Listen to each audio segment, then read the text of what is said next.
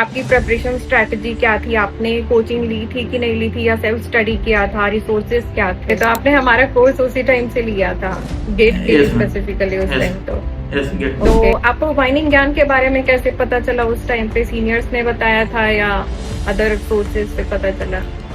आपको कोल इंडिया में रहते हुए भी ओपीएससी भी क्रैक करना है, इसके बारे में मोटिवेशन कैसे आया? आप तैयारी करिए, कभी ना कभी आपको हेल्प मिलेगा। पढ़ाई कभी वेस्ट नहीं होता है। हाँ, मेरे को सबसे अच्छा चीज़ लगा माइनिंग एग्जाम में कि hello everyone, this is Maya Chandrakar from mining ज्ञान।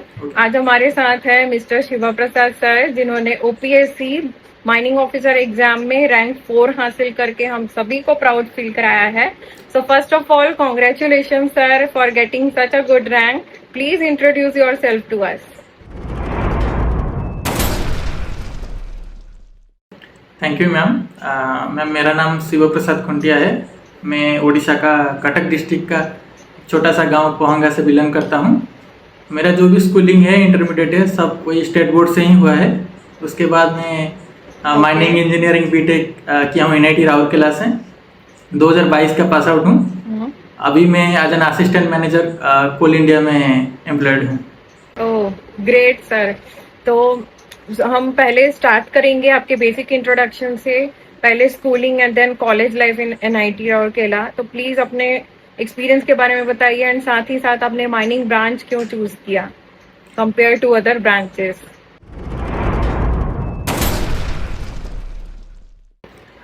कॉलेज लाइफ जैसे बोलूँ कि NIT राउरकेला जैसे प्रेस्टिजियस इंस्टीट्यूट में पढ़ने का मौका मिला, तो ये मेरे लिए बहुत ही गर्व का बात है।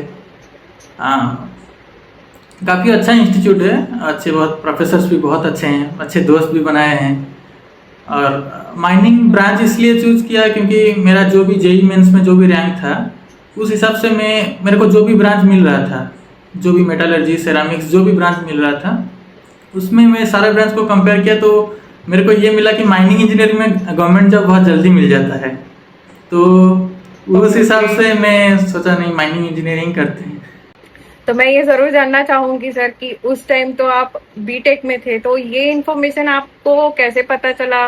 गूगल के थ्रू या सीनियर्स के थ्रू कि माइनिंग ब्रांच ऐसा ब्रांच है जिसमें जॉब की अपॉर्चुनिटीज काफी हैं एंड जल्दी मिल जाता है अकॉर्डिंग टू यू?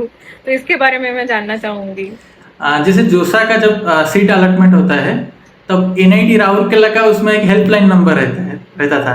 तो वो नंबर में मैं कॉल किया था कि मेरे को कन्फ्यूजन है, मैं मेटलर्जी ब्रांच चूज करूं या माइनिंग ब्रांच चूज करूं। तो उन्होंने बोला कि उस टाइम कोल इंडिया भी कैंपस रिक्रूटमेंट के लिए आता था। तो उन्होंने बोले कि कोल इंडिया तो 50% बच्चों को ले जाता है, तो आप आगे पूछ कर माइनिंग ही चूज करिए।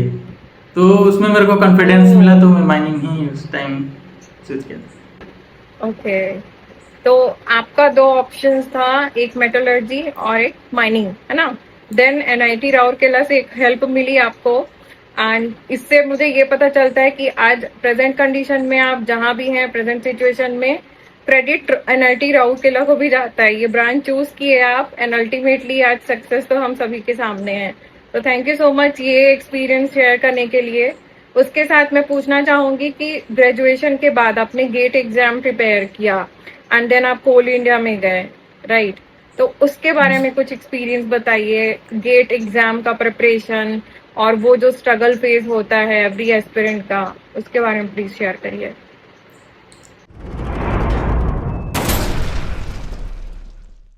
जैसे कॉलेज में, जैसे मैं माइनिंग ब्रांच में सेकेंड ईयर में ही माइनिंग सब्जेक्ट स्टार्ट हो जाता है। तो जब सब्जेक्ट स्टार्ट हुआ तो मैं पहले से ही क्लियर था कि मेरे को माइनिंग लाइन में ही जाना है, मेरे को ये सॉफ्टवेयर लाइन में नहीं जाना है, इतना इंटरेस्ट मेरा नहीं था। तो तभी से मैं जो भी सीनियर से पूछा कि अभी PSUs वगैरह कैंपस रिक्रूटमेंट करना बंद कर दिए हैं, तो गेट के थ्रू से हम जा सकते हैं PSU में।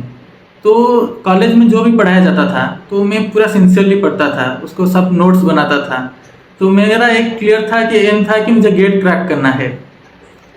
तो उस टाइम में मैं थोड़ा सिंसियर था, और जो भी न्यूमेरिकल्स वगैरह है सब किताबों से प्रैक्टिस करता था। तो मेरा पहला अटेम्प्ट में ही हो गया था मेरा गेट।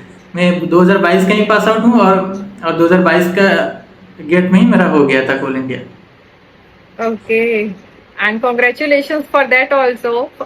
तो थैंक यू उसके मैम। साथ मैं ये जानना चाहूंगी सर, फर्स्ट प्रिपरेशन में, फर्स्ट टाइम प्रिपरेशन में आपने क्लियर कर लिया गेट का एग्जाम, तो आपकी प्रिपरेशन स्ट्रेटजी क्या थी? आपने कोचिंग ली थी कि नहीं ली थी, या सेल्फ स्टडी किया था? रिसोर्सेज क्या थे? उस टाइम तो जो सेकेंड ईयर थर्ड ईयर में मैं जो भी पढ़ाया जाता था क्लास में, उसका पूरा मैं नोट्स बनाता था, और जो भी न्यूमेरिकल्स वगैरह है किताबों से वो प्रैक्टिस करता था। और फोर्थ ईयर में मेरे को माइनिंग ज्ञान के बारे में पता चला, तो उसमें भी मेरे को जितना भी टाइम मिलता था उस, क्योंकि फोर्थ ईयर बहुत हेक्टिक रहता है, उसमें प्रोजेक्ट वगैरह भी रहता है, कैंपस प्लेसमेंट भी रहता है, तो जितना भी टाइम मिलता था मैं न्यूमेरिकल्स वगैरह लेक्चर देख के थोड़ा प्रैक्टिस करता था। तो ज़्यादा एफर्ट्स तो नहीं दिया था गेट के लिए, लेकिन थोड़ा लक भी अच्छा था, उस टाइम वैकेंसी भी बहुत ज़्यादा था, तो उस टाइम पहला अटेम्प्ट में भी हो गया था मेरा। ओके, तो आपने हमारा कोर्स उसी टाइम से लिया था गेट के लिए यस मैम। स्पेसिफिकली उस यस। टाइम? तो यस गेट। ओके, तो आपको माइनिंग ज्ञान के बारे में कैसे पता चला? उस टाइम पे सीनियर्स ने बताया था या अदर सोर्सेज से पता चला? नहीं, उस टाइम तो मेरे जो सीनियर्स थे वही बताए थे कि ऐसा ऐसा है माइनिंग का, अगर थोड़ा कंसेप्ट तो जानना पड़ेगा, न्यूमेरिकल्स बहुत लिमिटेड है, एक बार कंसेप्ट जान लोगे तो न्यूमेरिकल्स, गेट में ज़्यादा न्यूमेरिकल्स ही आता है, तो वही बोले कि एक बार ज्वाइन कर लो, फी भी बहुत नॉमिनल है, तो मैं ज्वाइन कर लिया था उस टाइम।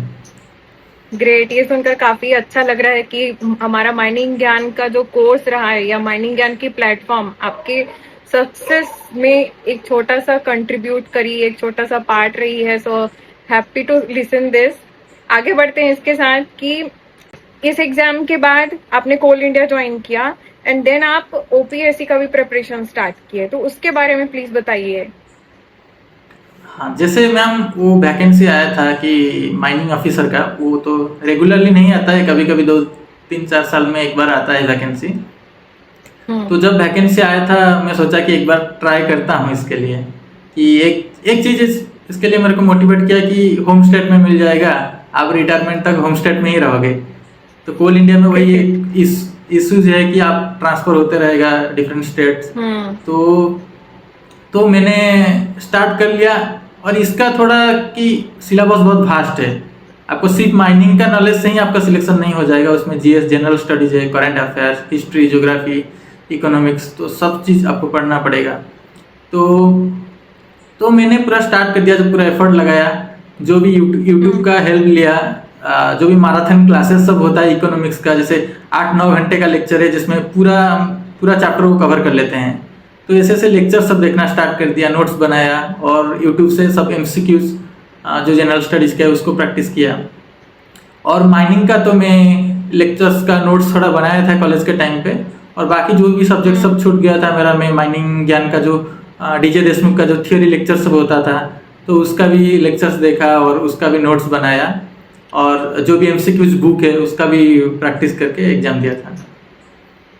ओके, तो ये बताइए कि आपको कोल इंडिया में रहते हुए भी ओपीएससी भी क्रैक करना है, इसके बारे में मोटिवेशन कैसे आया? मोटिवेशन मेरे को यही आया कि ओपीएससी का जो माइनिंग ऑफिसर का पोस्ट है थोड़ा पावरफुल पोस्ट है, तो उसमें मैं जब देखता हूँ कि हमारे घर के पास भी जो सैंड वगैरह माइनिंग होता है, वहाँ पे भी माइनिंग ऑफिसर वगैरह आते हैं, रेड करते हैं, तो ये देख के हमेशा मोटिवेट लगता है कि हम कब जाएंगे, हमको वो पावर चाहिए, तो ये हमेशा आपको मोटिवेट करता है। तो ये चीज़ मेरे को मोटिवेट किया था कि मैं जो भी मेहनत है उसको मेहनत करूं और ये क्रैक करूं। अमेजिंग सर, जान के अच्छा लगा।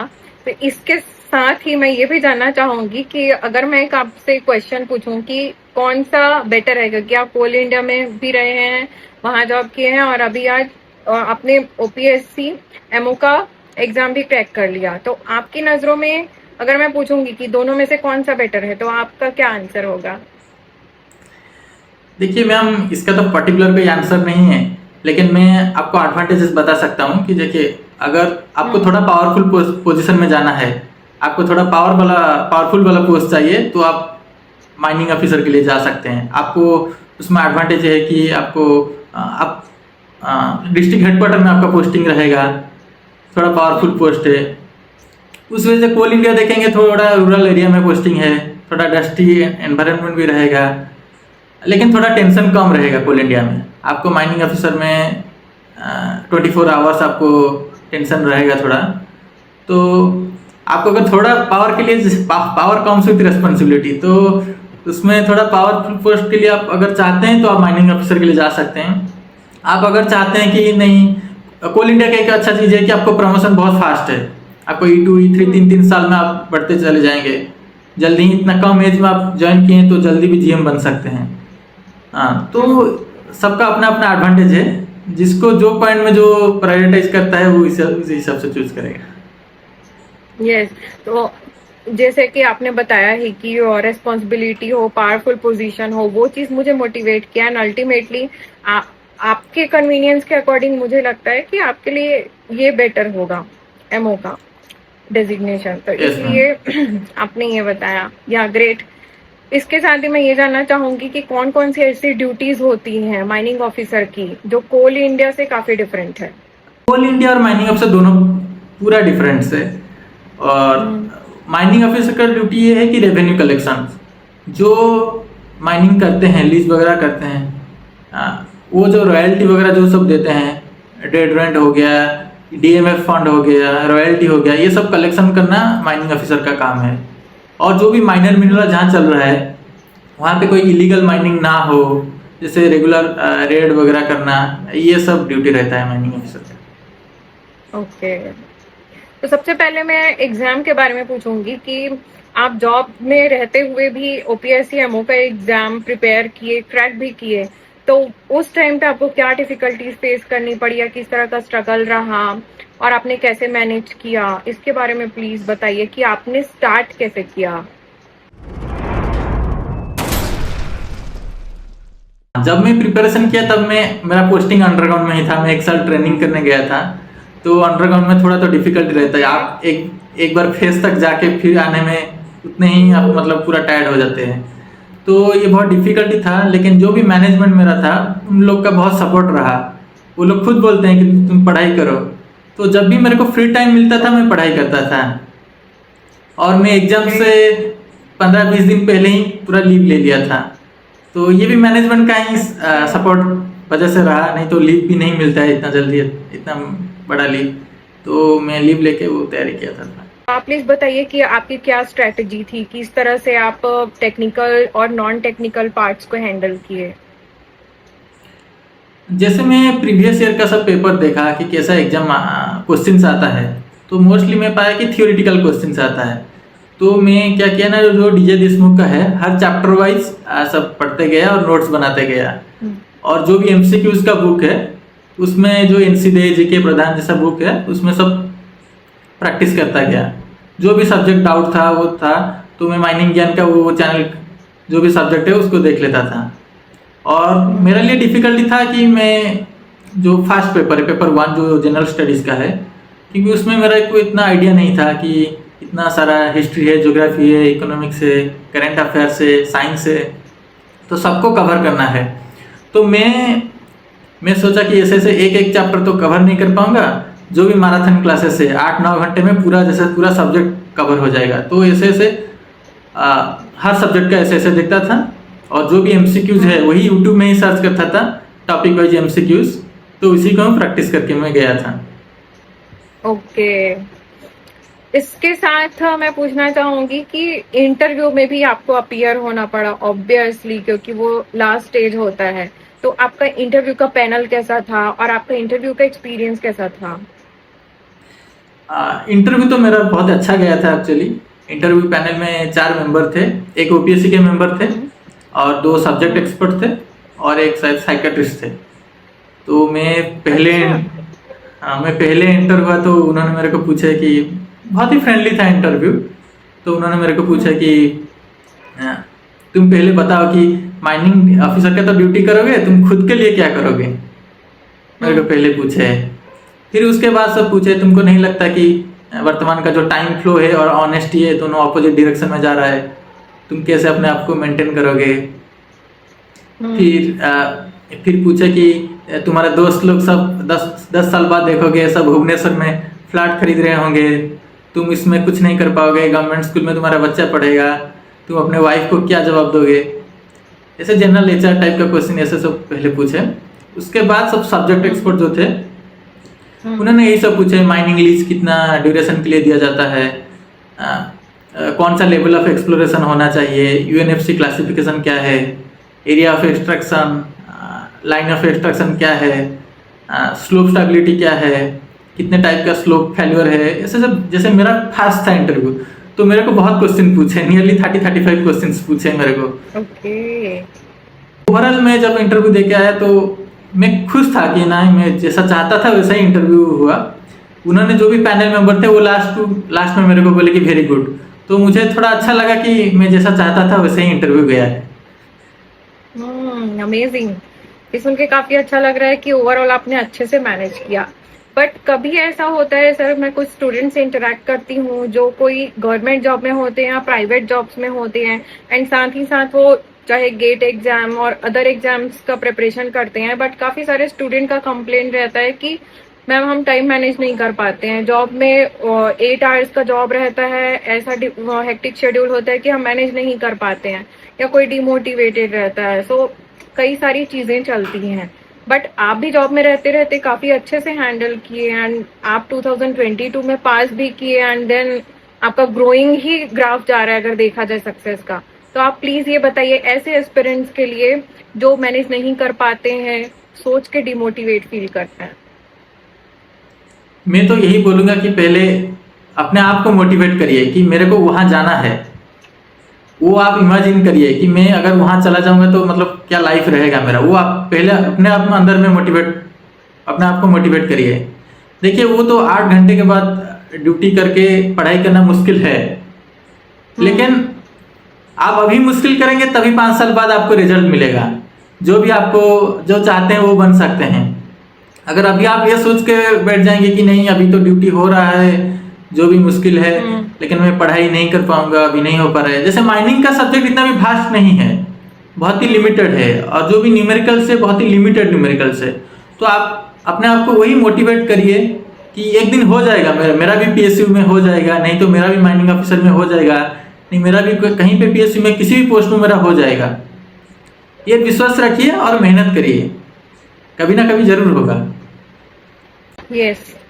इसके साथ ही मैं ये भी जानना चाहूंगी कि कुछ स्टूडेंट्स का ऐसा कहना होता है कि वो इतना डिमोटिवेटेड फील करते हैं सर कि वो बोलते हैं इस साल नहीं कर पाए, जैसे जनरली गेट एग्जाम के लिए बोल रही हूँ मैं, इस साल नहीं कर पाए, अब चलो नेक्स्ट ईयर करेंगे। तो जब नेक्स्ट ईयर शुरू करना चाहते हैं देन स्टिल वो डिमोटिवेटेड रहते हैं। तो ऐसे स्टूडेंट्स के लिए आप कोई टिप्स बता सकते हैं या कुछ ऐसा कि उनके अंदर एक स्पार्क आए आपका स्टेटमेंट सुनकर?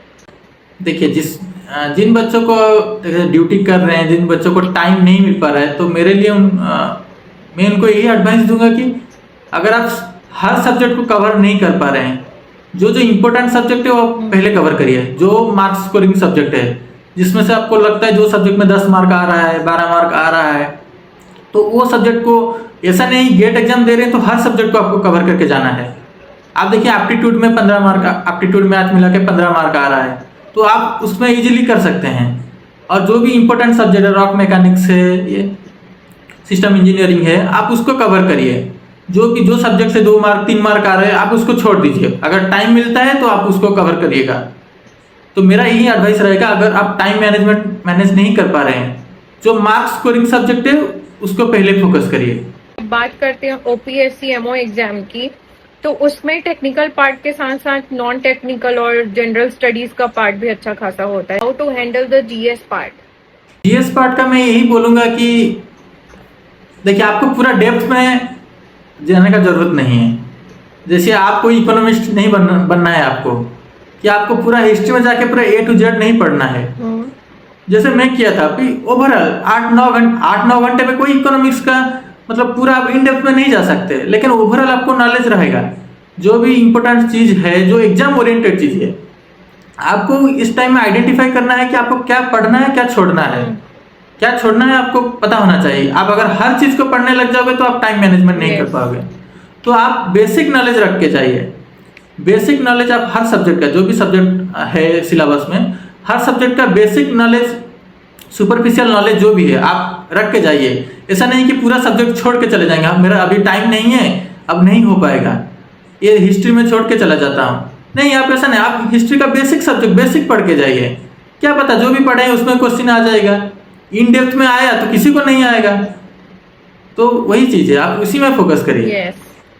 तो मैं ये पूछना चाहूंगी कि आप जनरल स्टडीज का पार्ट किस तरह से प्रिपेयर किए, क्या क्या रिसोर्सेज आपने रेफर किया?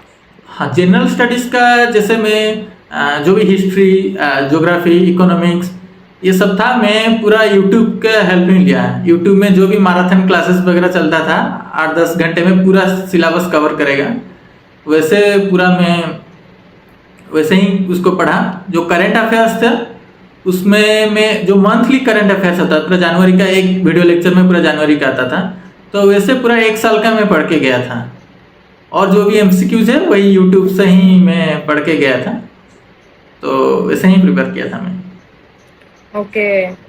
तो अगर मेन रिसोर्सेज आप बताना चाहें स्टूडेंट्स को, क्योंकि टेक्निकल कंटेंट तो मिल जाता है ना, बट जनरल स्टडीज का पार्ट तो कैसे प्रिपेयर करें, उसके भी कंटेंट मिल जाते हैं, बट प्रिसाइज वे में, कंसाइज वे में आप प्लीज कुछ ऐसे प्लेटफॉर्म्स के बारे में बताइए जहां से वो स्पेशली जनरल स्टडीज का पार्ट प्रिपेयर कर पाए। जैसे मैं बता सकता हूँ कि जैसे स्टडी आईक्यू है, जिसमें वो सब एनिमेशन के थ्रू से, जैसे मेरे को इतना हिस्ट्री का आइडिया भी मैं भूल गया हूँ, जो भी पढ़ा था मैं 10th में ही पढ़ा था, उसके बाद मैं कभी नहीं पढ़ा हूँ। तो उसमें पूरा एनिमेशन के थ्रू से एंशिएंट हिस्ट्री में क्या हुआ था, उसके बाद मिडिवल हिस्ट्री, मॉडर्न हिस्ट्री, तो पूरा एनिमेशन से वो समझाए हैं। तो आप उसमें पढ़ते जाइए, उसको नोट्स बनाते जाइए। और जो भी आप जैसे हर एंशिएंट हिस्ट्री एमसीक्यूज आप यूट्यूब में सर्च कर देंगे तो वो आ जाएगा अपने आप, लेक्चर्स वगैरह, वो आपको मतलब उसमें आपका बेसिक नॉलेज हो जाएगा। अगर बेसिक के बाद आपको थोड़ा इन डेप्थ, आपको बस टाइम है इन डेप्थ जाना चाहते हैं, तो मैंने जैसे ओपीएससी का एक बुक भी आता है अमेजन से, उसको भी खरीदा था, लेकिन मेरे को ज़्यादा टाइम नहीं मिला। मैं 1-2 चैप्टर ही ऐसे उसमें एमसीक्यूज प्रैक्टिस कर पाया। लेकिन मैं बेसिकली उसी में ही मतलब यूट्यूब में पढ़ के ही नोट्स, अब खुद का नोट्स खुद बनाया, और एग्जाम से पहले ही उसी नोट्स को मैं पढ़ के गया था। आपने टेक्निकल का पार्ट का कैसे प्रिपरेशन किया और क्या आपकी स्ट्रेटजी थी, कैसे आपने सब्जेक्ट्स हैंडल किए?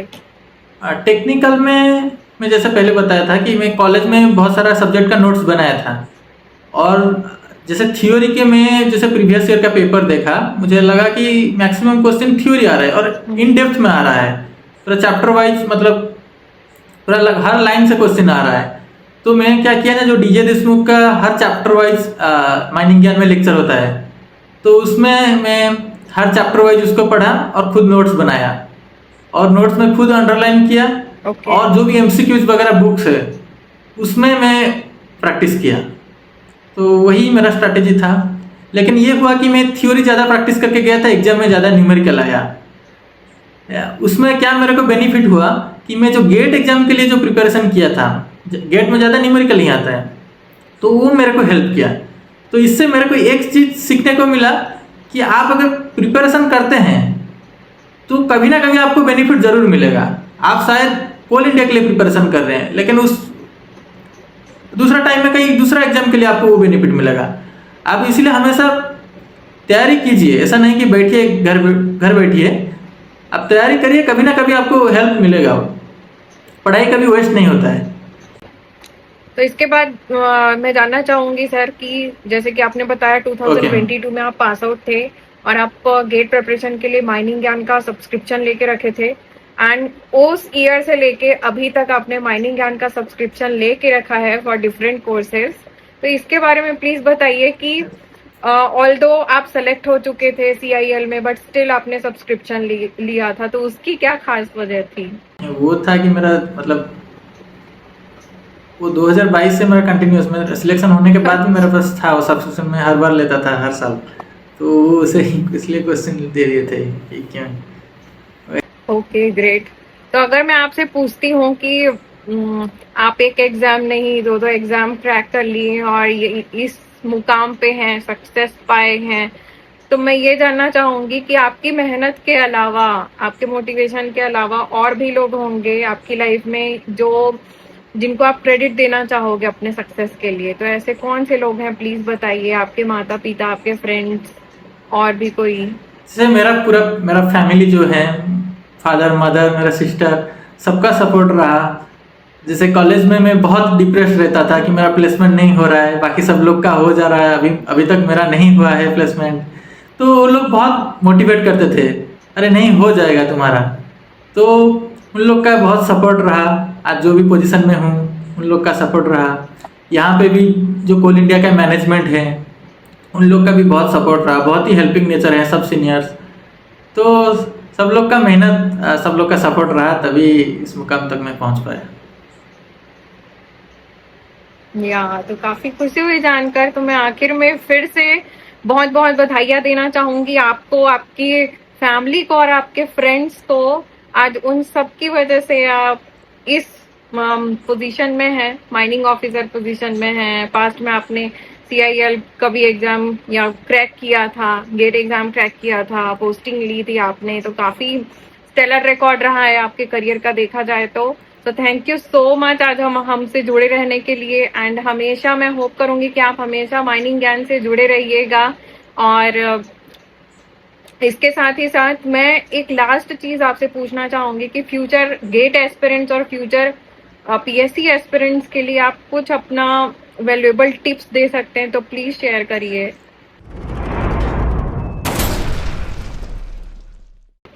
जो भी ये माइनिंग ऑफिसर के एग्ज़ाम के लिए तैयारी कर रहे हैं डिफरेंट स्टेट का, तो मैं ये एडवाइस दूंगा कि जो इम्पोर्टेंट सब्जेक्ट है उसको पहले फोकस करिए।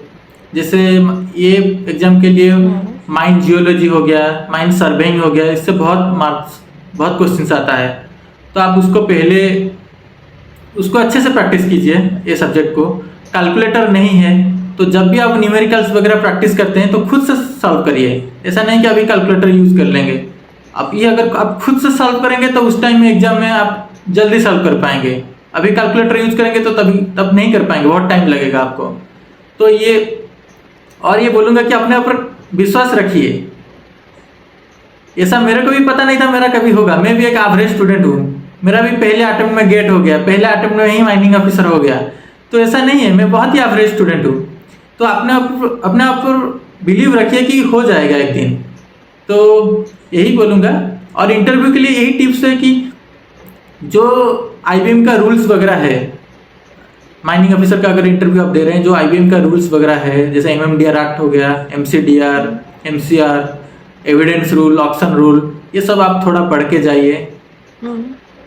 और आप विश्वास रखिए खुद के ऊपर और कॉन्फिडेंस से जो भी आप जवाब दे रहे हैं ऑनेस्टी के साथ दीजिए। ऐसा नहीं कि आप इंटरव्यू पैनल को मैनिपुलेट करना चाहते हैं, ऐसा मत करिए। कुछ आप ऑनेस्टी के साथ जवाब दीजिए, सिलेक्शन जरूर होगा।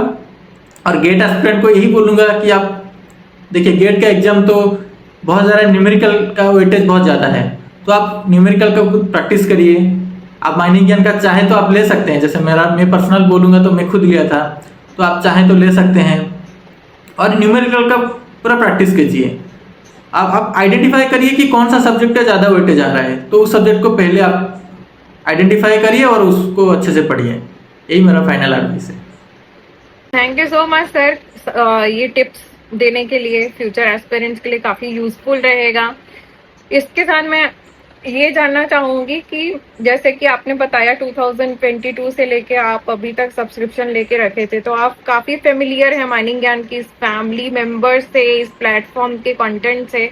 तो प्लीज आखिर में बस एक चीज बताते जाइए कि माइनिंग ज्ञान में आपको सबसे अच्छा चीज क्या लगा। आप हमारे डेडिकेटेड फैकल्टीज के बारे में भी कह सकते हैं, टीम मेंबर्स के बारे में कह सकते हैं, कोर्स कंटेंट के बारे में कह सकते हैं। तो ऐसा कौन सा चीज था, या आप कोई फीडबैक दीजिए जो हम इम्प्रूव कर सकते हैं।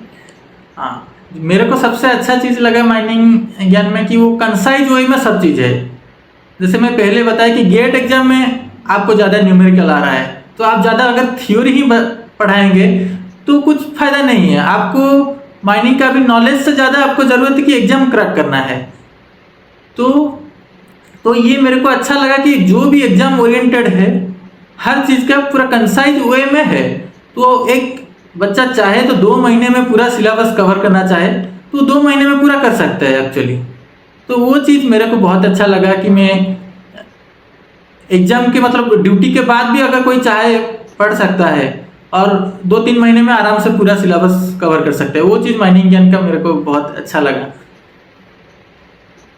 Thank you sir. तो इसके साथ ही मैं आज का सेशन रैप अप करना चाहूंगी एंड अगेन आपको थैंक यू बोलना चाहूंगी, अगेन कॉन्ग्रेचुलेशन बोलना चाहूंगी और हमारे साथ जुड़े रहने के लिए भी thank you so much. I wish you all the very best for your bright future. The whole Mining Gyan team is with you. So thank you again and we will be there for you at every moment of your life. Thank you so much. Thank you ma'am, thank you hole mining ज्ञान team, thank you.